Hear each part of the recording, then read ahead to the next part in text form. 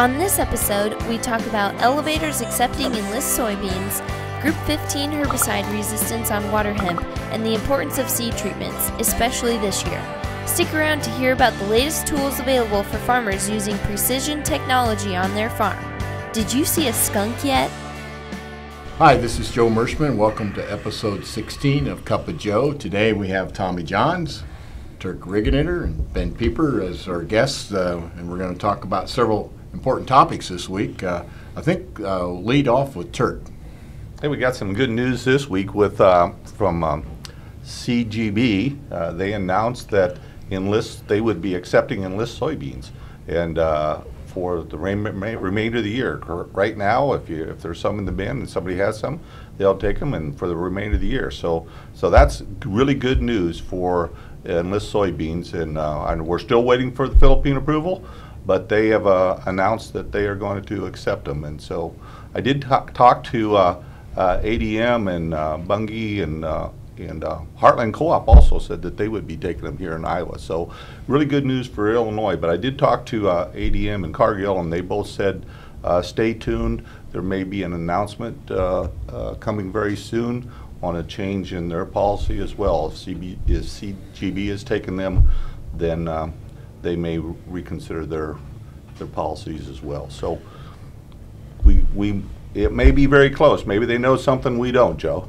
Obviously, the Philippines only take soybean meal, so those that are just shipping soybeans in general, you know, the rest of the world's taking them. So it's really only one country right now that's not accepting Enlist E3 soybeans. Of course, Enlist E3 soybeans, as you know, is glyphosate, glufosinate, and the new 2,4-D technology, which Merschman Seeds is making a big push to grow a lot of production of that this spring. So a general launch for 2020, and you know, looking at the soybean varieties, you know, that we're going to be putting into production, they're some of the best that I've ever seen. So this is good lead-in information to know that you know, it's going to make it easier for us when we start conditioning these beans. We can take our clean out to these elevators that are accepting it. But right now you still have to channel, and the restrictions are still in place, but at least we have some local options in our case.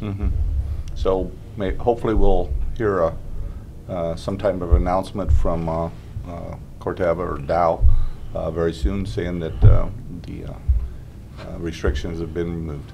Okay, well, we'll keep everybody informed on that if we hear any more elevators that are accepting Enlist E3, and as we gear up to launch that product. Ben, I think you have some interesting news this week too, don't you?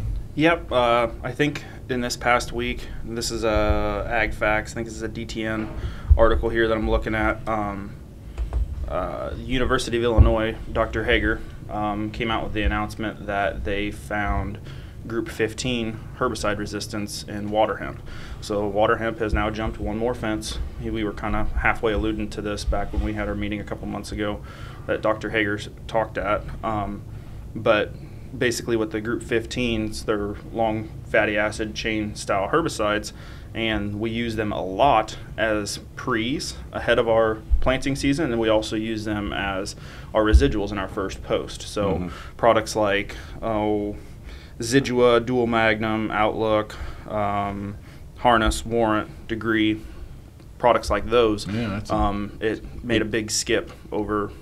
There's two different populations, one in McLean County and one in Champaign County, which are huge soybean producing areas. So it took one more tool out of the toolbox. So our products that we're coming forward with are definitely going to be valued products moving forward, because we really need every tool that we can to slow these down. That's a big deal. Did Aaron talk any more about anything else, more counties that he kind of thought would be on board with that, or any more resistance with anything else as far as that goes? He, in the article here, it talks about some of these pre's may not just be sprayer skips. So if customers have weeds that are popping through and you're using overlapping residuals, get your weeds pulled, send them in to the University of Illinois and get them tested, because more than likely this is not just an isolated case, because we've been using those layered residual programs for probably 4 or 5 years. I mean, none of those products are new. We've been using a lot of them here in the past 4 or 5 years. So I don't know. It's not good news, but it's something that we need to keep our eye out Sure, for absolutely. because It's good information. it's something that we need to try to combat and stay ahead of. No. Well, Ben, it's the importance of multiple modes of action and keeping your weed seed bank as close to zero as possible is a critical way to manage weed resistance. Yeah.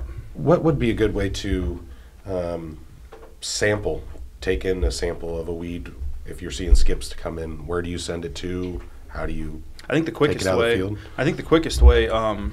University of Illinois has one of the most state-of-the-art labs for finding multiple modes of resistance. I think Iowa State still has to grow the products out, Okay. but the University of Illinois has a tool where they can take snips and just run them through a diagnostics tool, basically, and they can find markers for certain levels of resistance. So it's the fastest way. I know that we have had some customers here locally send stuff to the University of Illinois because it's just a real quick turnaround, and you find what levels of resistance you have in each one of those weeds. So those individual weeds, the one in McLean County has 6.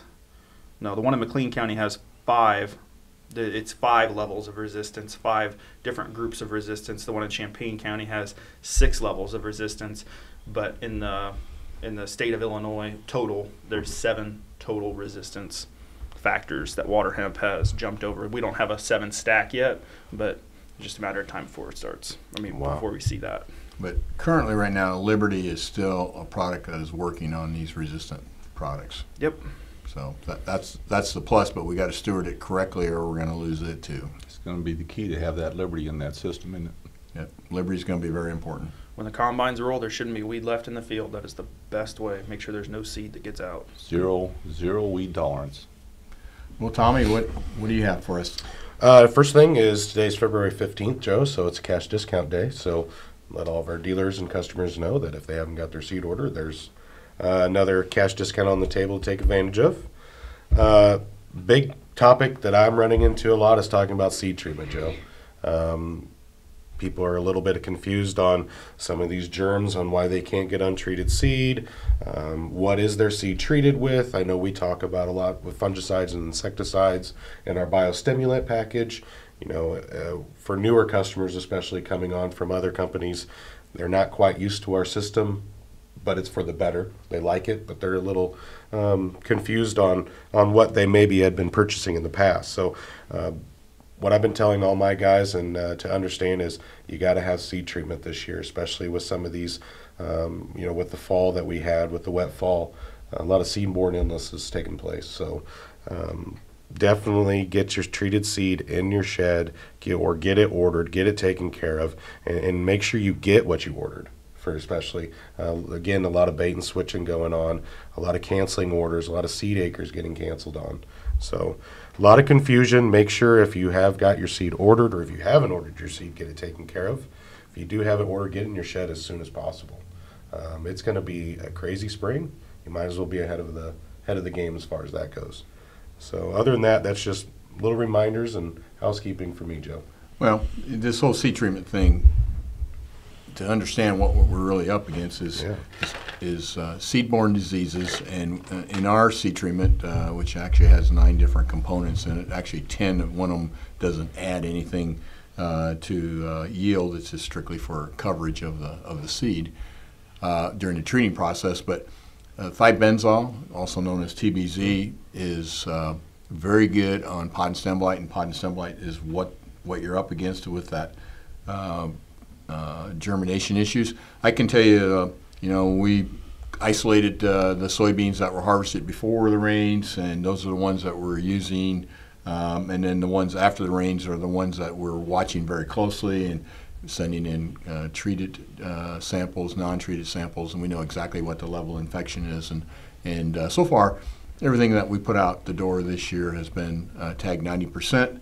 And in fact, we've had some really good seed lots. In fact, we're just talking before we started filming today. I really think our seed quality this year for Mershman's is actually better than it was last year. Last year we had mechanical injury, and when you got mechanical injury, you can't do anything about it. But when you have an infection on the seed, such as pod and stem blight, basically you put 5-benzol on it, eradicates it, and then the seed will germinate normally. We should probably get some pod and stem blot infected seed and grow it in a little tray and show our folks watching this program what it looks like and what it does to the seed. Basically kills the germination before it gets a chance. So, Joe, I got some. There's a couple companies out there that are just putting thiobenzol on their seed and sending it out as treated seed. What would you say? I mean, that doesn't cover anything against Pythium or those sort of things. Right. It's going to take care of the seed-borne issue, but it's not going to give you any protection in the soil from the other diseases that are in there, which include seedling Phytophthora, the Pythium that you talked about, and the dampening off complex. So, it's going to help the seed germinate properly, but the seed treatment that we put around our seed, our Bonus Coated Plus, is actually designed to give you about 25, almost as much as 30 days of protection. In other words, that seed's not going to rot for almost a month once it's planted in the soil. And it's because of the robust rates that we use, and also because of the combination and overlapping. Just like Ben was talking about, when you control resistant weeds, you put overlapping herbicides on. We put overlapping fungicides on so that if one's a little bit weak, we got another one that's a little bit stronger, or when we got some that complement each other. So our seed treatment is very, very sophisticated. In fact, we feel it's the best one in the industry, and it's because of the combinations. And then we throw the 2 biostimulants in, and we don't make enough noise about our biostimulants and what it can do for the seed. And the biostimulants are not organic in any way. They are actually nutrients, and also they are enzymes and hormones that we put on around the seed. And these are things that are naturally have to be produced when seed's under stress. And when seed's under stress, if they don't produce these things, they can't work through it. So we already have it around the seed, so therefore when they become under stress, they immediately have that available, and they push through that stress. So that gives more uniform emergence. So the idea behind our seed treatment is not only to get the seed up, but to get it up very uniform. And just like corn, there's some belief now that uniform emergence on soybeans will also help improve yield. Conservatively, we can back this up with our data. That's our Bonus Coated Plus seed treatment is worth 6 bushels per acre more yield.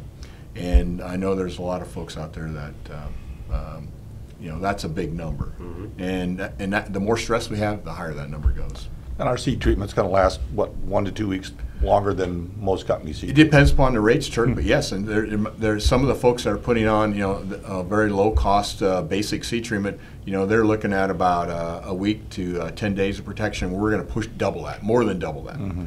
And we're going to get in that 25-day and maybe even as long as 30 days. So when you're planting early, that's a big deal to get that, right. Have that opportunity to get out there early, and our seed treatment's going to last and carry you through that early planting. Absolutely, Turk. We've been treating soybeans since 1957. In fact, we have never sold a soybean since 1957 that you didn't have the option to either get treatment or it was considered standard. So, we've been in this treatment business a long time and understand it. And we're always looking over the next hill for the next opportunity for the next new product. And we've got, this new one that has potential to come out next year called Saltro. And Turk, you're actually going to go to some training here in about 2 weeks on that. If you're not heard about Saltro, it's a product from Syngenta, and it's a potential competitor to Olivo. And the data that we've seen on it, you might talk a little bit about that. Well, the preliminary, the data that we're looking at, it looks like they're seeing about a 3 bushel increase over what Olivo is doing for you. Yeah. And so that's a big number also. Yeah, Olivo, as you know, is designed to give control of sudden death syndrome and also nematodes in the root zone. Mm-hmm. So very good product. We strongly endorse it. In fact, we put it on every seed production acre that we have, and we feel it's important because it gives more uniform seed size and healthier plant, and then basically that's the first step to getting good high quality seed in the bag. And we did that first, and I think there's some other companies out there now also put Olivo on all their seed production acres. But there's just so much data to support that controlling sudden death syndrome is so critical to yield. Another big deal, Joe, is Saltro is going to give you some root knot protection. Yep. That's a big deal. Yep, and that's a game changer. And the biggest selling points that they're talking about is that you're not going to see that halo effect on the cotyledons that you do, so you have a little bit less stress coming out of the ground. Yep. So seed treatment, Tommy, I agree, big thing. A lot of people don't understand it. Just talk to any Mershman rep. They can explain it. Great. Explain it. Hey, Joe, you were at a meeting yesterday. What did you learn there? Well, I was a little mouse in the corner. I was very fortunate to get invited to a very elite meeting put on by Sinclair Tractor, who's the John Deere dealerships in Southeast Iowa. They have a program called Yield Force, and they have a select group of farmers that have John Deere equipment, that have basically teamed up with them to pool their data together and share their data in an effort to find out what's working and what's not working. And it is all proprietary. I wish I could share it with you, but you got to be a member to get the data. But I was super impressed with the folks that are running the program, 3 really sharp agronomists. And their focus next year is to put a testing site potentially at Pekin, Iowa. I'm sorry, they're going to work on some narrow high population corn, which obviously the Stein corn that we sell would be perfect for that testing environment. But they cover things like seed treatment. Mm-hmm. How much value did seed treatment have in their group? They talk about planting dates, planting rates. They talk about nitrogen applications, fall, spring, just about every agronomic aspect and they quantify it. And when they quantify it, it allows farmers to be able to make good decisions whether or not, should I invest in this, should I invest in that, and so it makes it really easy. And this is, they've been doing how long, Turk? What you guys were 5-6 years, I would say. Pilot maybe 5 or 6 years ago. So really have come a long way with the program. I was real impressed, and the Sinclair family should be commended for bringing this to the farmers in this area. I can tell you, I'll give you a little bit of a sneak preview. We did get to see how our soybean varieties and our Stein corn varieties did, and the second highest yield was a Stein corn hybrid, and also we were ranked right at the top with the LibertyLink GT27. So a lot of competition, a lot of different varieties, from all the different companies. So they not only do they cover the agronomic things, but they also talk a little bit about varieties too. So I was real impressed, and it was a great meeting, and I was really happy to be able to attend it, and I hope I get to go next year and I get an opportunity. I got to thank Craig Blint and his dad Larry Blint for allowing me to come along, because the fact it wasn't for those folks getting the invitation to go, I would not have been there. So appreciate that. Is there anything else that we need to add today? Joe, I have a question real Sure. quick too. How do you become part of this? Do you have to be a Sinclair member? Do you have to just contact someone from the Sinclair tractor dealership? I don't know exactly how that works, but I know that they pay a acreage fee per acre to be a part of it, and then obviously they've got to have the John Deere equipment that can gather the data in the format that they need, so that they can basically put it all together in that peer group. Mm-hmm. So they have the Southeast Iowa peer group, mm-hmm. and they also have then kind of a Southeast Iowa Western Illinois group and a little bit of Missouri, and then they also have like the great big group, the Midwest group. So you can actually compare data locally, regionally, and not quite nationally, but in a much bigger scope. I think what impressed me the most when Ben and I kind of sat down here a few years ago and watched this was how it can be personalized to that specific farmer and to specific fields. And it's just, as far as service, it's a very good. Yeah, they've got the break-even cost for corn and soybeans in here based on average costs, and they can hone it down to your individual farm. Gives you, so you know where you sell your crop at, and mm-hmm. and where the profitability is, because they not only just look at yield, but they also they apply the profitability issues to it too, based on your cost or general cost, depending upon how you want to look at it. So I encourage farmers that are looking at very thin margins to consider this program if you have that type of equipment, and I'm sure other companies are doing something similar. That's what I was going to ask you, Joe. So there's probably several companies out there trying to do something similar to this, but this is being offered through the John Deere dealerships, Correct. which is probably the direction that the industry is going to go overall. Do you think with through implement dealers more so than buying it as a standalone product for somebody else? It appears that they're taking the lead in that area, and I know that I'm sure the red folks and the yellow folks are in line with this too, and doing something, but it does appear that being able to compare to your peers and to compare to regional, so you can find out how you're doing, and they have all kinds of graphs, and they'll show you where your yields compare on the graph compared to your peers, and they cover all aspects of the crop production system, from planting date to harvest. Well, it makes sense to me, just kind of to add on to that, it makes sense to me for an implement dealership to be able to do this because they have all the standard equipment on. So, I mean, they're funneling all the data through anyway. So, I mean, it just, rather than having to have a standalone, everybody's got a John Deere dealership in their area. Everybody has an implement dealership of some sort. So, it makes a lot of sense, and I would say it's worth every bit of your cost per acre to be involved in the program. Well, they have I'll paraphrase this. This is basically you cannot improve until you measure it. I'm paraphrasing, and so their whole philosophy is let's measure it so we know where we're at, so then we can improve it. Because if you're just guessing, you might be guessing incorrectly. Sure. So they're precisely measuring something, whatever that may be, in their systems. Obviously, yield is one of the things that starts the whole thing out, but there's other things too. And then they're trying to improve it, and then they're comparing to the peer group, and you get to see how you rank. So very good information.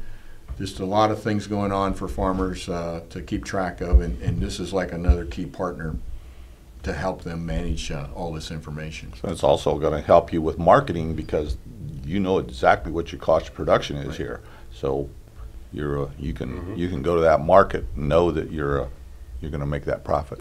Yeah, they even go into even cover crops, what the value of cover crops, because again, they're sharing that peer information, and they talk about, what cover crops can do for you. So it's just a lot of stuff that it was 2 hours of great information, and I got a good meal out of it too. So that pretty much concludes our episode for this week.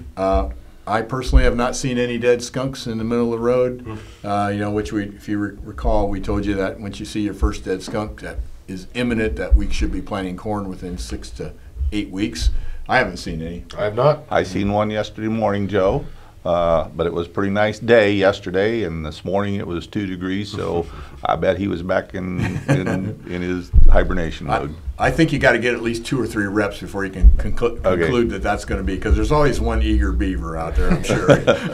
Anyhow, thanks for watching today, and as always, thank you for planting Mershman seeds, and we'll see you next week.